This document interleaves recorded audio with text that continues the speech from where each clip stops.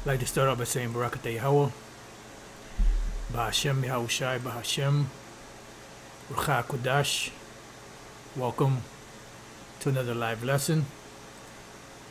The name of this one is The Wine of the Harlot.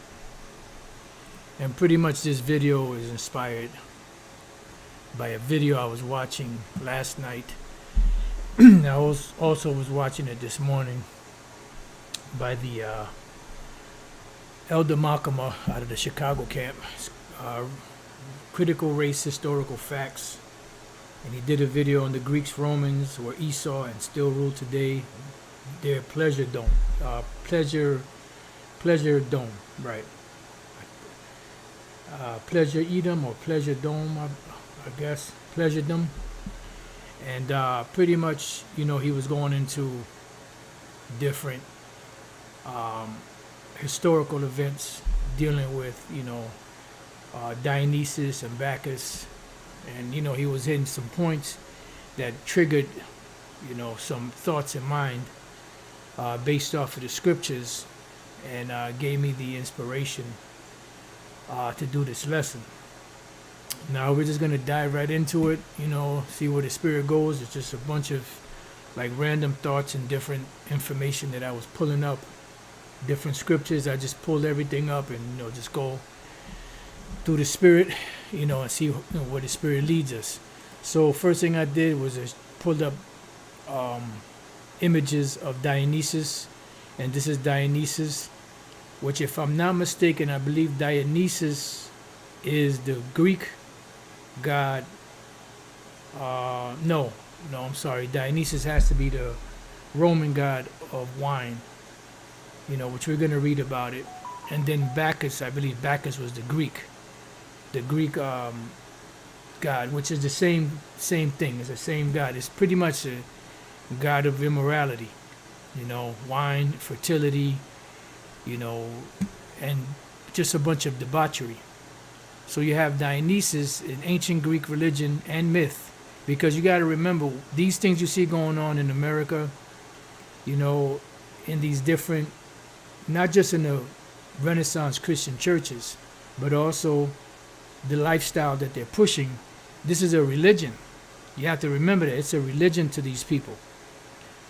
Esau's wine that he's pushing on the planet Earth, this is a part of his religion. This is a part of their beliefs. This is a part of the tenets of their madness. It says Dionysus is the god of the grape, harvest, winemaking, orchards and fruit, vegetation, fertility, festivity, insanity, ritual madness. And a lot of these things you see going on when you see these videos, these music videos, is nothing but rituals. Halftime shows at the different Super Bowls and all of these are halftime. These are ritual madness, religious ecstasy. Because they have a form of religion, but their religion is on the left-hand side. And theater, all right. And Lord's will we'll get into it, but because all of this entertainment that you see going on in America and throughout the world, especially coming out of America, whether it's music, movies, or whatever, it all goes back to Greek mythology somehow, some way, and it all goes back to the whole setup of America, Babylon the Great, and them pushing their religious beliefs on the world, beginning with their democracy and everything else in between. All right, which Lord's will, we're going to get into that. Now, real quick, we're going to get into Lord's will is Studio 54. Now, Studio 54, when it first started, it was an opera house back in 1927. And then 50 years later, in 1977, it became Studio 54, which lasted 3 years, and they kept it going, but 3 years was the main thing. And afterwards, it turned into a Broadway musical theater or something like that. All right? So there's a lot of history on that, and it's just a debaucherous history, which all goes back to Dionysus, Bacchus, Apollo, and all of the Greek mythology and freakism that was going on in these different Greek, places. And Elder Malcolm, in this video, he was saying how he was riding his bike and he was listening to this one song. The song, I forget the name of the song right now. Frankie Goes to Hollywood, Pleasure Dome or something like that. And pretty much, you know, he was breaking it down how, you know, about the song, and then he was riding his bike, and this one Edomite chick was following him, and I guess the song gave her inspiration to make it for the last mile. And I see why, because it reminded her, like he was saying, it reminded her of her college years when she was pretty much freaking off, you know, and that gave her the inspiration to keep going for that last mile that she needed when she heard that song. Anyways, Dionysus, whose contemporary, or should I say whose Greek counterpart, was Bacchus. Bacchus, in ancient Greece and Rome, a god of wine and giver of ecstasy, identified with Dionysus.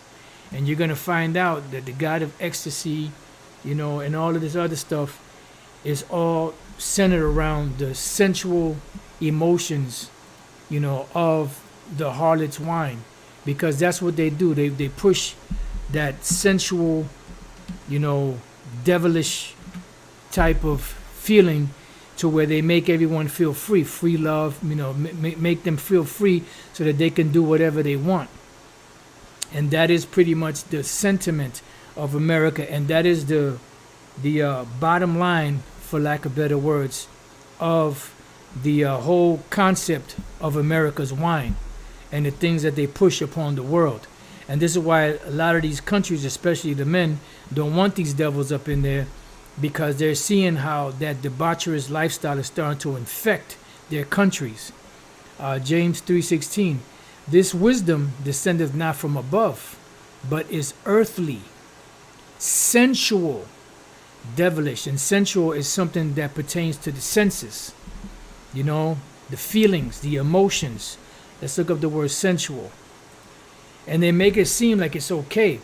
The word there is psychikos, which is like psyche, psychiko or suke, right? Soul, life, mind, of or belonging to breath, right? And pretty much we are put here to pretty much be vessels for the pleasure of Yahweh Bashem Yahushai. You know, in the case of Israel. And you have the majority of Israelites that don't want to follow that. They want to follow that devilish, sensual type of life. This is why they'll sell out. This is why they get into whatever they get into. There was a story that I believe it was Fat Joe was telling, you know, about, I believe it was Fat Joe was telling, I don't think it was Big Pun, but Fat Joe was telling the story of how this one chick rolled up on them and she stripped all her clothes off. She got butt naked and said, what I got to do? In other words, what did she have to do to make it? She was willing, she was down to do whatever.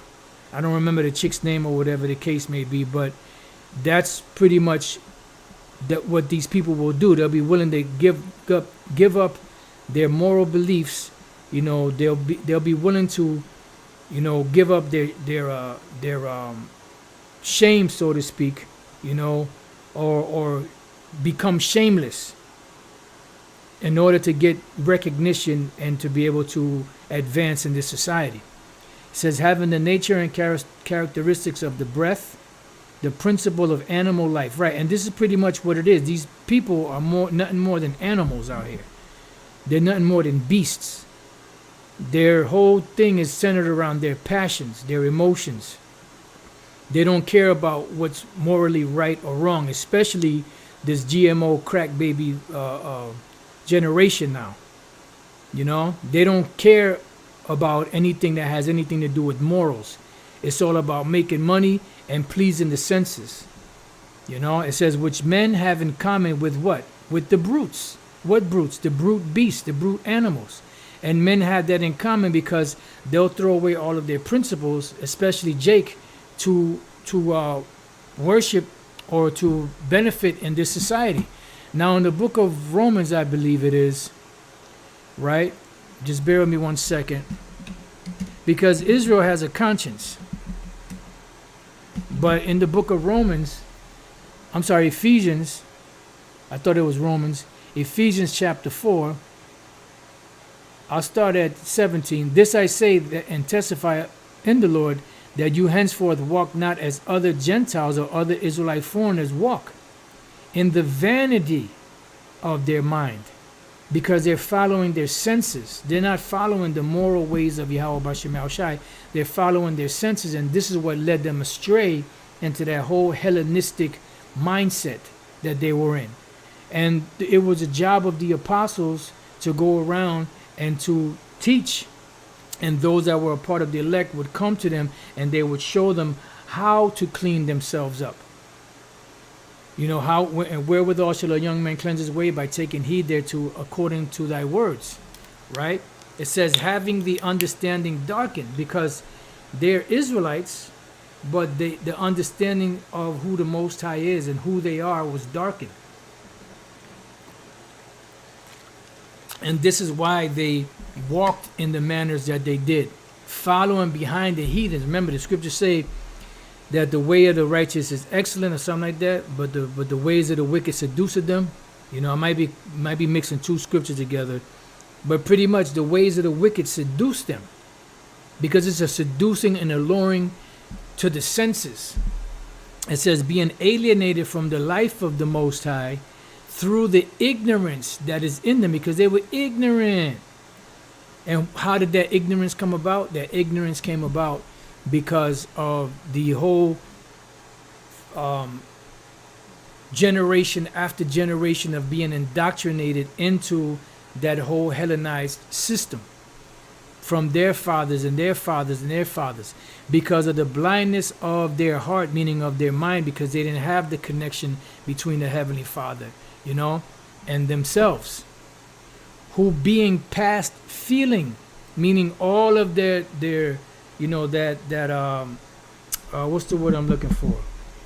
The conscience that they had in the Most High. When they would do something wrong, they would feel bad.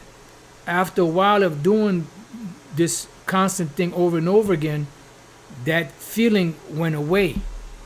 They no longer felt remorse. They no longer felt bad about doing these things, because it became a normal part of their life. It says, who being past feeling have given themselves over unto lasciviousness, which is all manner of wickedness, to work all uncleanness with greediness. Right, and all of this uncleanness had to do with these heathenistic, satanic rituals that they would do in the name of the gods of the Greeks. You know, and all of those rituals had something to do with something sexual. This is why you had in the Old Testament, you had the sodomites and the harlots or whores of Israel. Not that they were selling their body on the streets, not that the men were going around just getting popped, you know, and just being homos, you know, but that they were doing these rituals. They were holding orgies. They were holding rituals inside of the heathen temples, you know. All right, so it says, let's look up the word lasciviousness. Right, this is a beautiful precept here. Let me read this.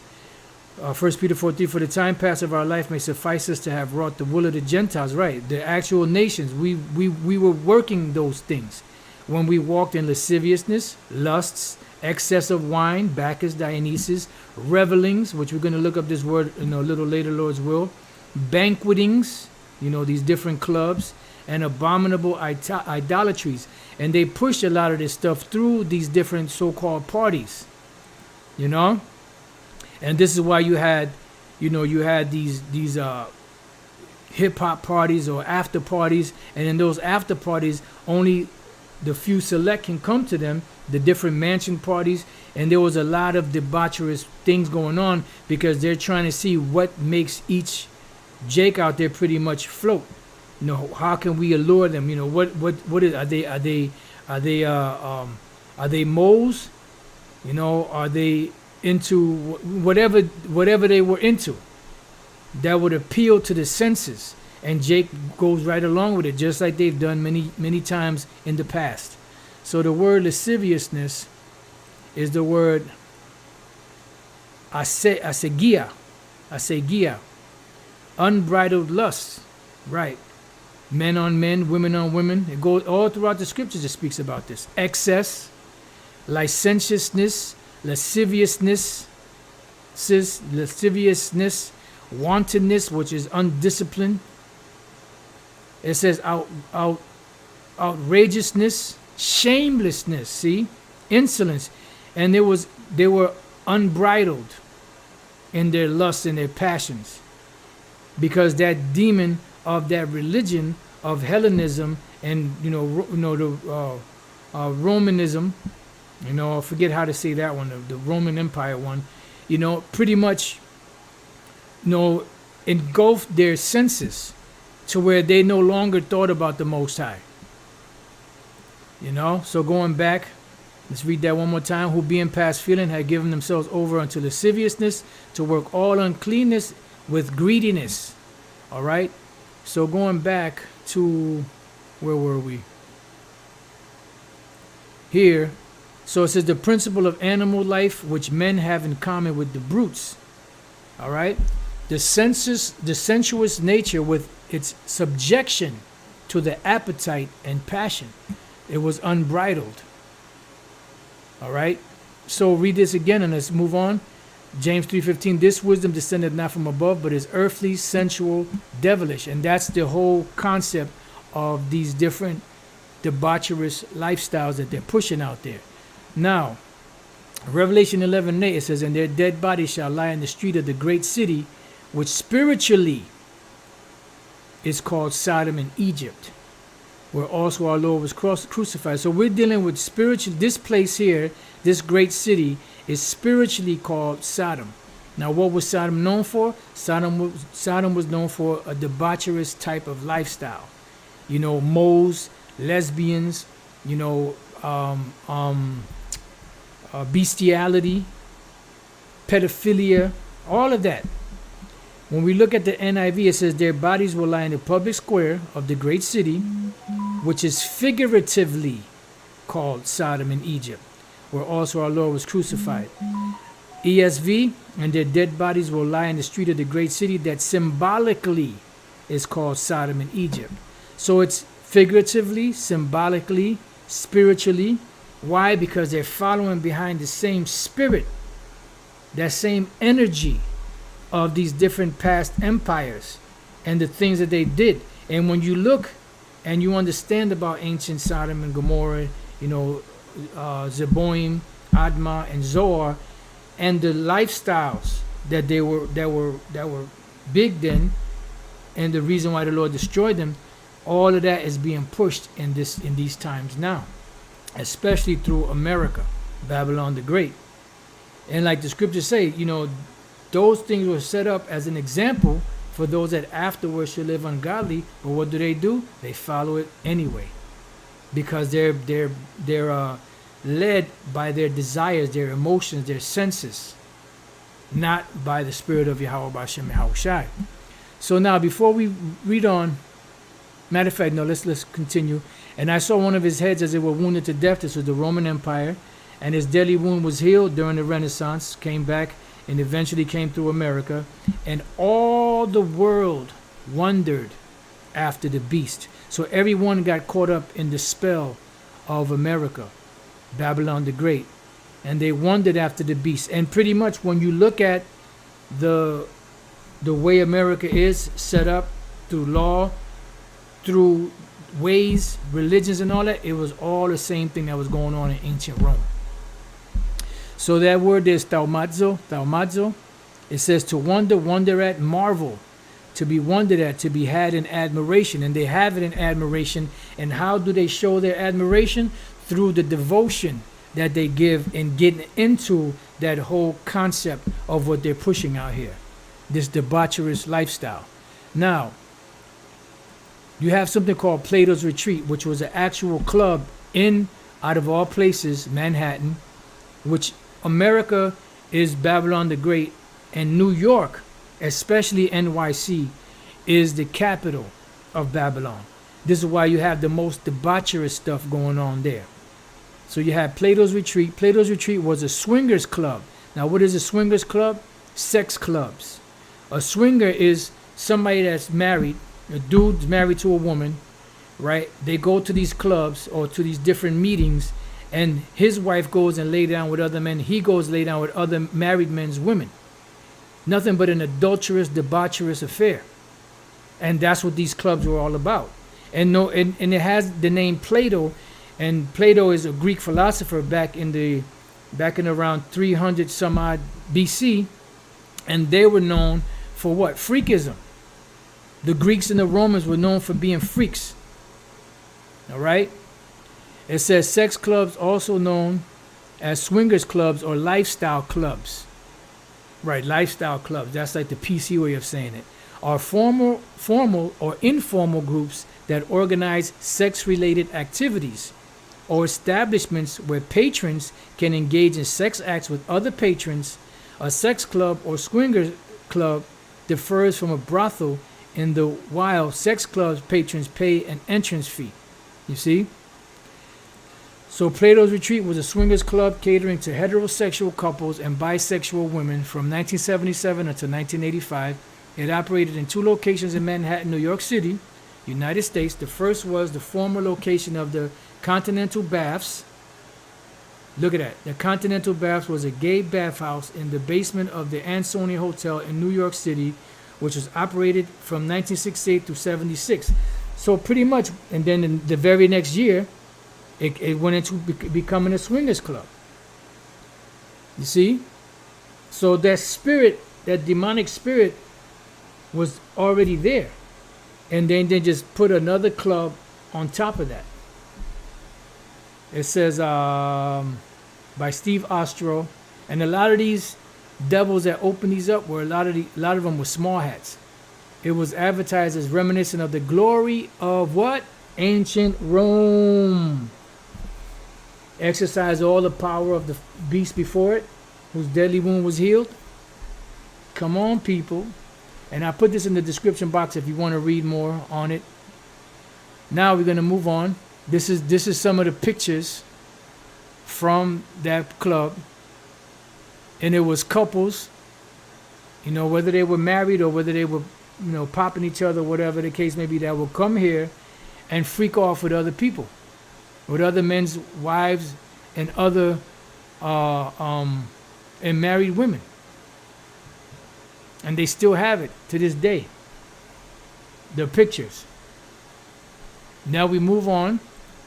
Swinger, a lively and fashionable person who goes to a lot of social events, a person who engages in group sex or swapping of sexual partners. Now, what is this?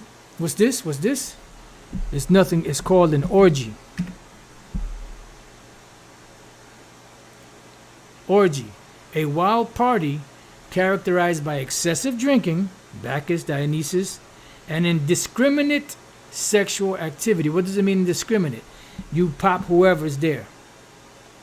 You pop whoever's there.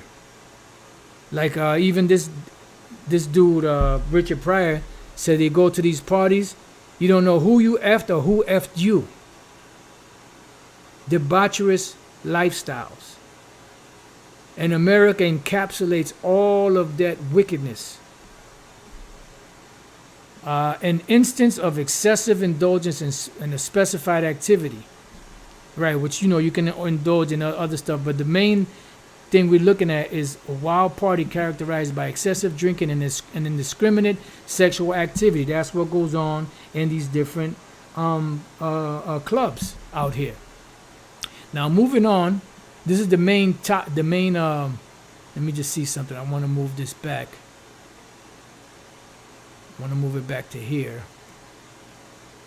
This is the main article. We're going to try to read some of this. This is Studio 54. With Studio 54, let's see if we can pull that up.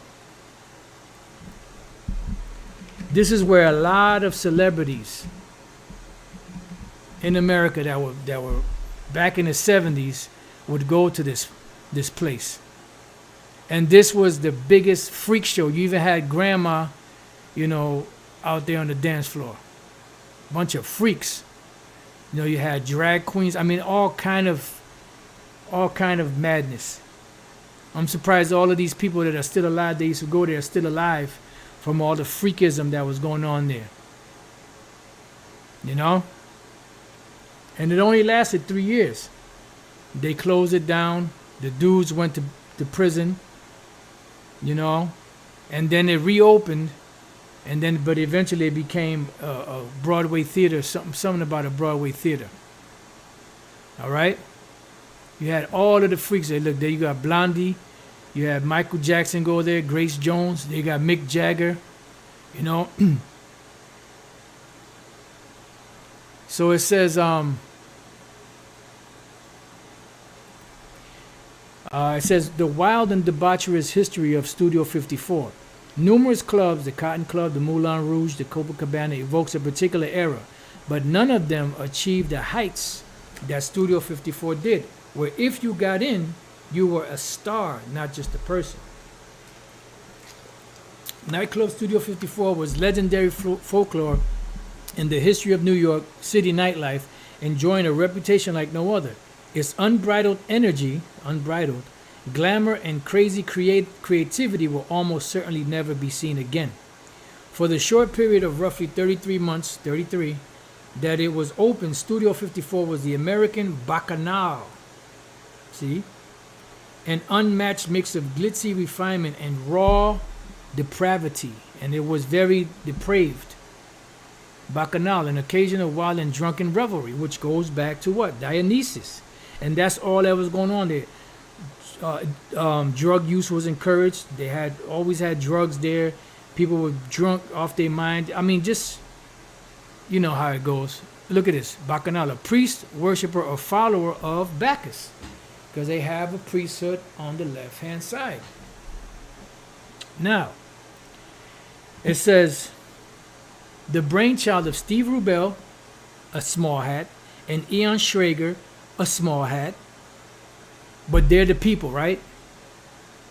The club opened in late April 1977 in a former CBS soundstage and rose to prominence as the heart of nightlife in New York City and the world.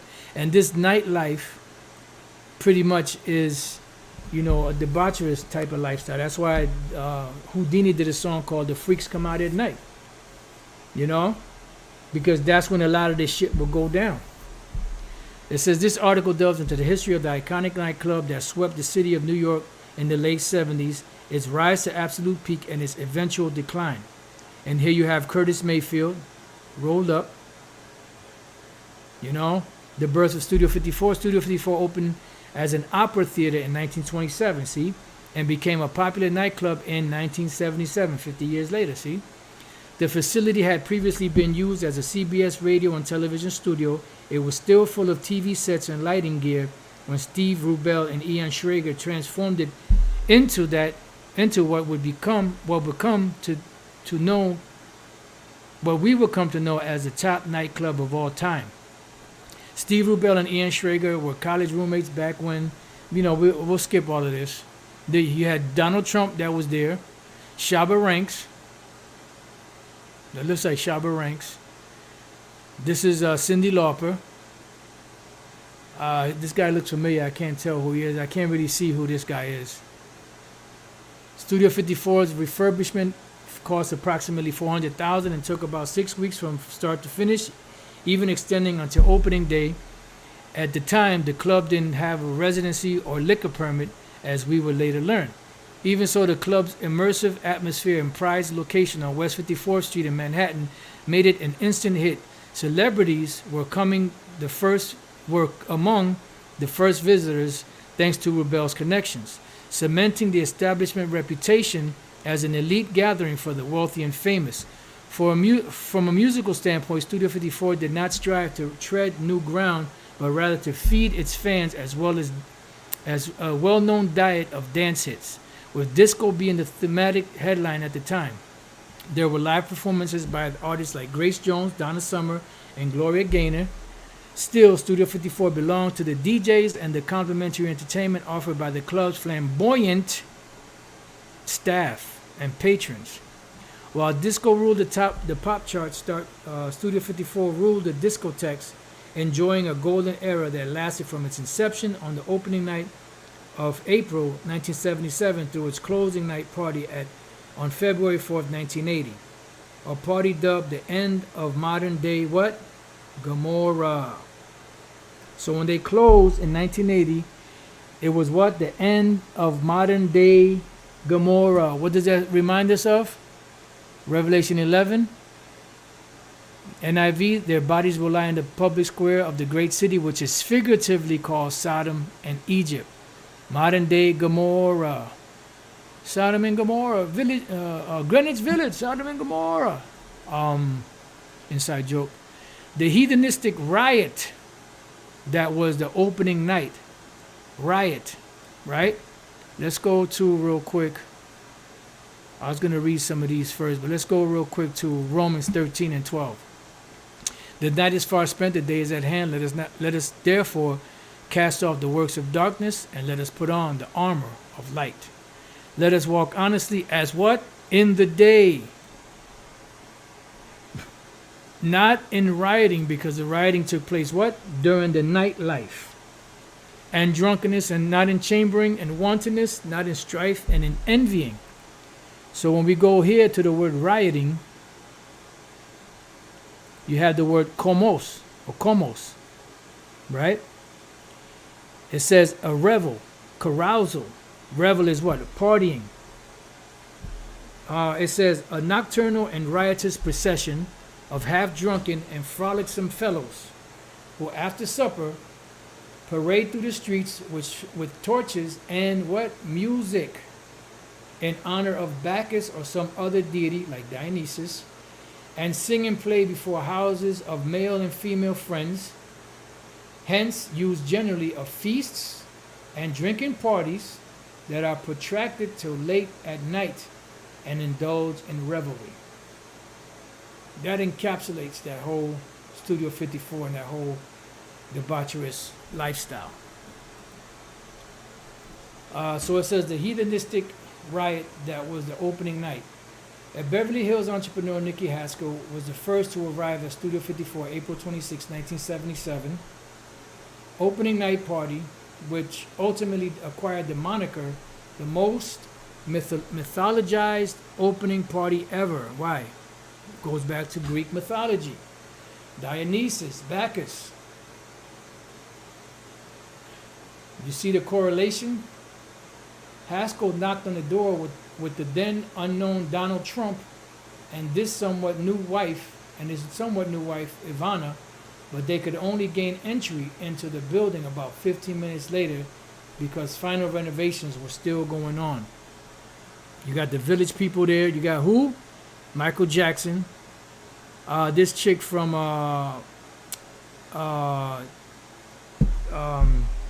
I think that was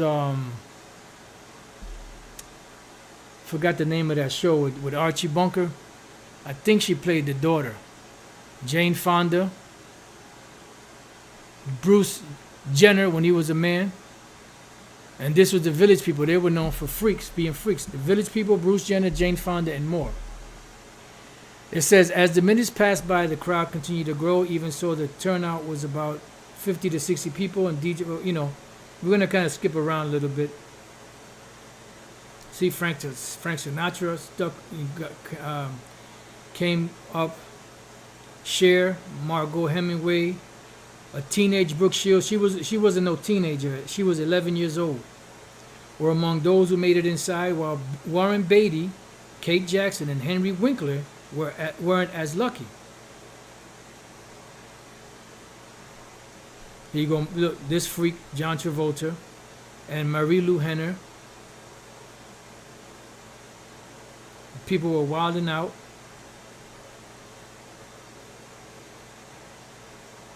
See? Robin Leach was escorting then 11-year-old sensation Brooke Shields.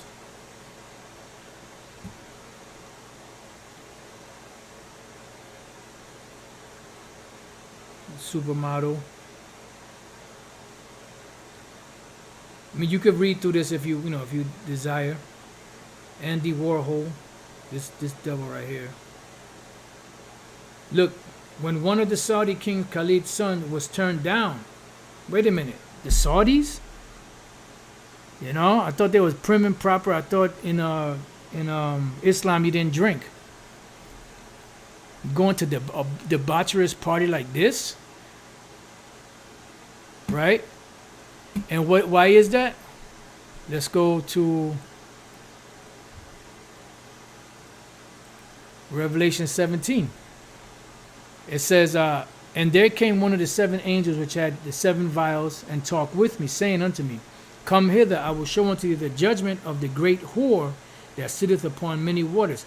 So now you understand one of the many reasons why America is going to be totally destroyed and annihilated and burnt by fire.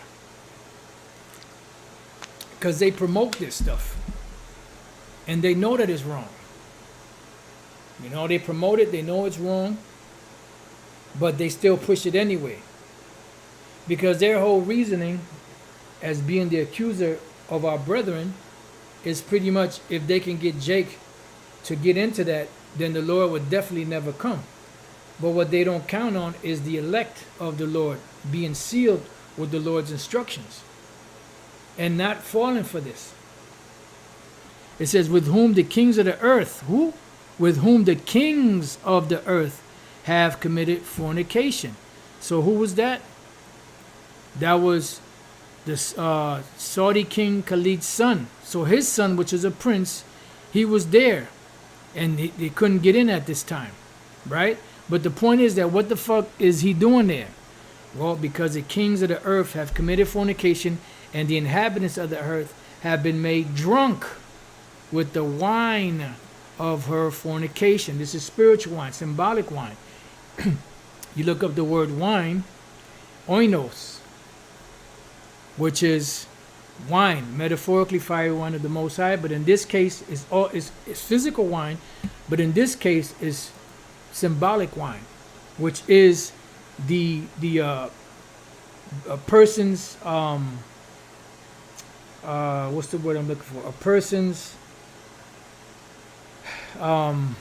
there's a word for it.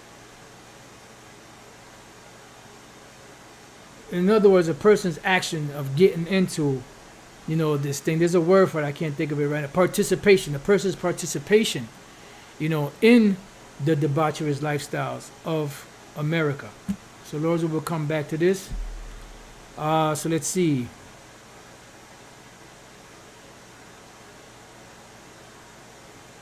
The club's refusal to grant them entry, this is Chic, on New Year's Eve 1977, despite Grace Jones' invitation, inspired the band Chic to write the song Le Freak. And I think it was supposed to be like Fuck You or something like that in 1978, because I guess they were refused the entry. Inside the club, Studio 54 opened at the height of disco dancing and music craze. Its popularity skyrocketed just after launch, particularly after releasing a widely distributed photograph of actress Bianca Jagger riding a white horse, though not at the studio. That was Mick Jagger's wife at the time. You can see there Brooke Shields. She was 11. Blondie.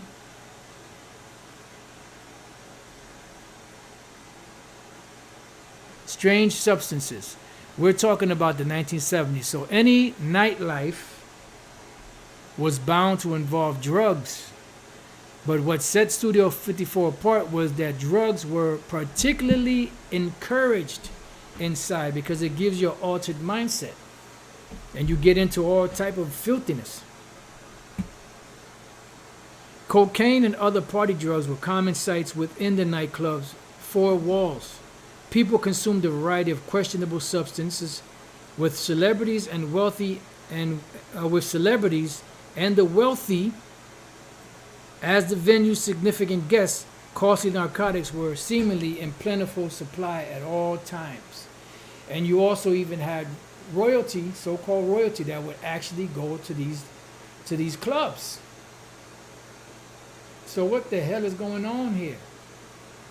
The world wandered after the beast. They drank of the wine of the fornication of this harlot. A tolerant environment.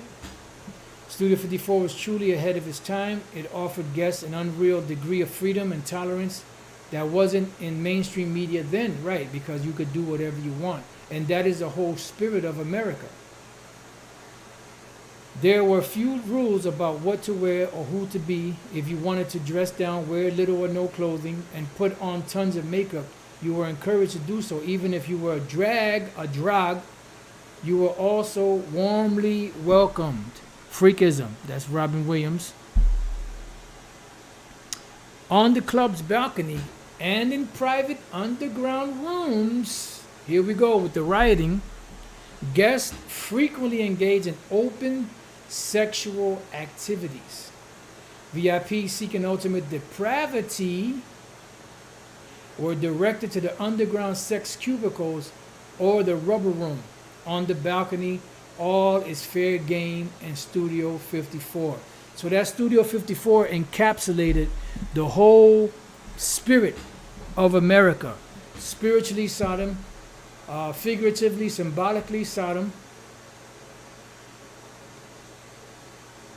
You know, look, you had Michael Jackson, Dolly Parton, Sylvester Stallone, Stevie Wonder, Elton John, and many, many more. Look, until the club's last days, the late Princess Diana was a regular patron. Wait a minute. What is this doing here? It wasn't simply actors and singers who came to Studio 54 to party. Sometimes it was political figures as well. Wait a minute. Wait a minute. Imagine strolling into a nightclub and seeing this group of people drinking. You won't believe your eyes. If you went to Studio 54 in the 1970s, this is precisely the situation you may have seen. Let me read this real quick. Hedonism, Greek hedon, pleasure, yeah. From hedis, sweet or pleasant, as an introspective attitude to life based on taking pleasure yourself and pleasing others without harming yourself or anyone else. And this gives rise to do as thou wilt, you know, with this devil, Aleister Crowley. So you see now here in Jeremiah 3, because you had a lot of Israelites that were going there also. Jeremiah 3:3, therefore the showers have been withholden, and there hath been no latter rain, and thou hadst what? A whore's forehead. Thou refusest to be ashamed, because you were all into the worship of these different Greek gods and the different Canaanite gods and so on and so forth. You were all into it. You became more devout in these freak heathen religions than the actual heathens themselves. You surpassed the deeds of the wicked. And that's why you had a lot of jakes going to these places. Let's see what else we got. So Revelation 17:3, so he carried me away in the spirit into the wilderness, and I saw a woman sit upon a scarlet-colored beast. The woman is America. Scarlet-colored beast, that's, you know, the NATO and the EU and the whole empires of Esau, beginning with the Greeks. Full of names of blasphemy, because they say that they're the Christians and the benevolent people and the Most High and Yahushai, having 7 heads and 10 horns, which represents the 7 empires of Esau, and the 10 horns represent the EU with his original 10 members. And the woman, America, was arrayed in purple and scarlet color, yeah, because they set up as a queen. And I believe either Revelation 18 or Isaiah 47 speaks about the queen, which is America, and decked with gold and precious stones and pearls, having a golden cup in her hand. And that golden cup is a representation of all of these different philosophies and wines that Esau pushes upon the nations. In her hand, full of what? Abominations and filthiness of a fornication. Because she causes everyone to go off. Because the people of the Lord, the Israelites, have a certain set of rules and regulations that we're supposed to follow.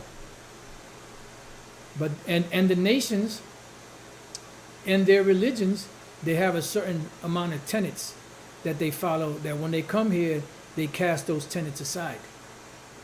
And upon her forehead was a name written, Mystery, Babylon the Great, the greatest conglomeration of confusion, the mother of harlots, because they allow anyone here to worship any religion or any god that they want. And abominations of the earth. What is the top abomination? You know, Moism. Then you have adultery and all other type of debauchery. You know, zoophilia, you know, pedo, and all of that.